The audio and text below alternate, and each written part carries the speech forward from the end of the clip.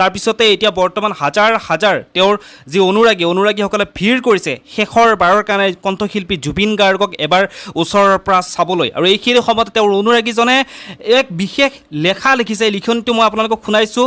পত্নী গৰিমালৈ জুবিন গাৰ্গৰ বিশেষ লেখা। কিনো অনুভৱ কৰি লিখিছে আপোনালোকে শুনক। মই আপোনালোকক সম্পূৰ্ণকৈ অডিঅ'টো শুনাই আছোঁ। পত্নী গৰিমালৈ জুবিনৰ লেখা।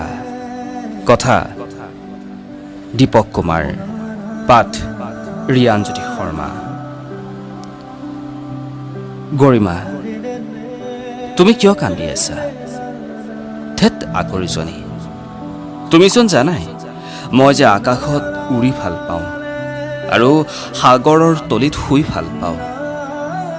জ্যোতি বিষ্ণু আৰু ভূপেন মামাই কৈছে মই হেনো সৰগৰ সভালৈ আহিব লাগে আৰু কৈছে কৰ্মত লাগি লাগি মই হেনো নিজকে পাহৰি গৈছোঁ। মই বোলে ক্ষীণাইছোঁ, ভূপেন মামাই কৈছে। মোক বহুত গালি পাৰিছে, কিয় জানানে? মই যে মঞ্চত গান গাই কেতিয়াবা শুই যাওঁ। মোক যে তেতিয়া কোনোৱে মদাহী বুলি কয়। তেতিয়া বোলে তেওঁলোকে বৰ লাজ পায়। গৰিমা, মই শুনিছোঁ আমাৰ ঘৰৰ সন্মুখত হেনো লোকাৰণ্য হৈছে। সেইবোৰ কোন জানানে? ক'বলৈ বেয়া যদিও কওঁ শুনা, সেইবোৰ জুবিন পাগল। সিহঁতে মোৰ দৰে কাকো খাতিৰ নকৰে। মোৰ দৰে সিহঁতৰ কোনো জাতি নাই, কোনো ধৰ্ম নাই। পাৰিলে সিহঁতক বুজাবা, গালি নাপাৰিবা দেই, নহ'লে মই বৰ দুখ পাম। আজি গোটেই অসম বন্ধ হৈ পৰিছে। গাড়ী মটৰ, দোকান পোহাৰ, স্কুল কলেজ সকলো। মোক পাগল আৰু মদাহী বুলি গালি পৰা সকলেও আজি মোৰ ফটোখন চাই চাই কান্দিছে।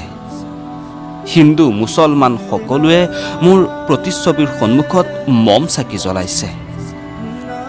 মা আৰু জংকীয়ে এইবোৰ চাই চাই মোক সাৱটি ধৰিছে।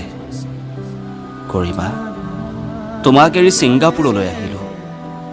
তুমি নথকাৰ সুযোগ লৈ সাগৰত সাঁতুৰিলোঁ। তুমি থাকিলেতো নোৱাৰোৱেই, সেয়ে সাঁতুৰিলোঁ। কিছু সময় সাঁতুৰি ভাগৰি পৰিছিলোঁ। এবাৰ নাওখনত উঠিব চেষ্টা কৰিছিলোঁ, কিন্তু নোৱাৰিলোঁ, পৰি গ'লোঁ পানীত। মই বন্ধুকেইজনক মাতিছিলোঁ, সম্ভৱতঃ সিহঁতে নুশুনিলে।